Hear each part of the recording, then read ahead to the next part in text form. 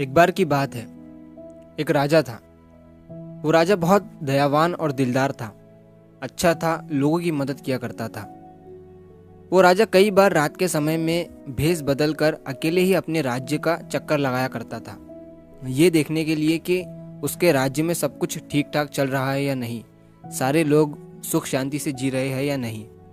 तो एक बार जब वो राजा रात के समय भेष बदल कर अपने राज्य का चक्कर लगाकर अपने महल की तरफ वापस आ रहा था, तो महल से थोड़ी दूरी पर उसे एक बूढ़ा आदमी पेड़ के नीचे बैठा हुआ दिखता है।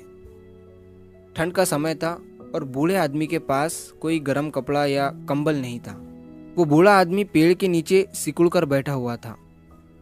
राजा उस बूढ़े आदमी के पास जाता है और उसे पूछता है कि क्या आपको ठंड नहीं लग रही है? इतनी ज़्यादा ठंड है और आपके पास कोई कंबल भी नहीं है। तो वो बूढ़ा आदमी राजा से कहता है कि मेरे पास कोई कंबल नहीं है, लेकिन मुझे इसकी आदत है, मैं रोज़ ऐसे ही ठंड में रहता हूँ। तो राजा बूढ़े आदमी से कहता है कि आप यहीं रुकिए, मैं आपके लिए कंबल लेकर आता हूँ। बूढ़ा आदमी ये सुनकर खुश हो जाता है। राजा जब महल के अंदर जाता है तो वो उस बूढ़े आदमी को कंबल देना भूल जाता है।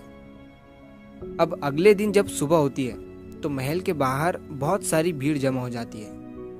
जब राजा सैनिकों से पूछता है कि बाहर क्या हुआ है, तो सैनिक राजा से कहता है कि महल से थोड़ी दूरी पर एक पेड़ के नीचे किसी बूढ़े आदमी की लाश पड़ी हुई है। राजा जब उस लाश को देखने जाता है तो देखता है कि वो वही बूढ़ा आदमी था जिसे रात में राजा ने कंबल देने का कहा था।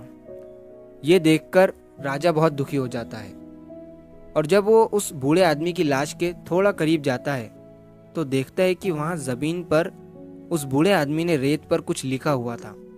उस बूढ़े आदमी ने लिखा था कि इतने सालों से मैं बिना गर्म कपड़ों और कंबल के इतनी ठंड में भी जी रहा था।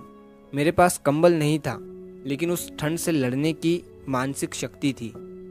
लेकिन तुम्हारे कंबल देने की आस ने मेरी मानसिक शक्ति को ख़त्म कर दिया। तो इस कहानी से हमें ये सीख मिलती है कि सारा खेल मानसिकता का है। अगर आप मानोगे नहीं कि आप सक्सेसफुल हो सकते हो, और एक दिन ज़रूर होंगे, तो आप कभी सक्सेसफुल हो ही नहीं सकते हो, क्योंकि दिमाग ऐसे ही काम करता है। इतने सालों से उस बूढ़े आदमी के दिमाग को पता था कि अपने पास कंबल नहीं है, तो वो उस ठंड को बर्दाश्त कर लेता था।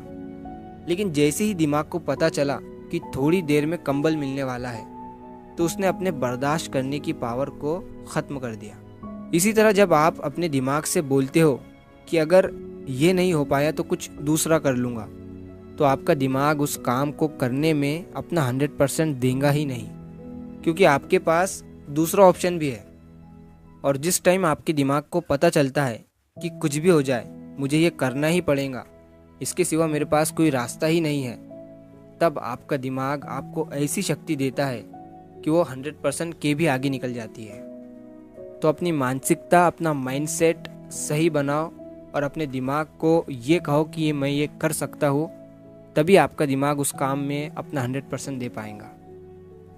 तो अगर आप इस कहानी को और भी लोगों तक पहुँचाना चाहते हो तो इस वीडियो को लाइक करिए, ताकि YouTube इस वीडियो को और भी लोगों तक पहुँचाए।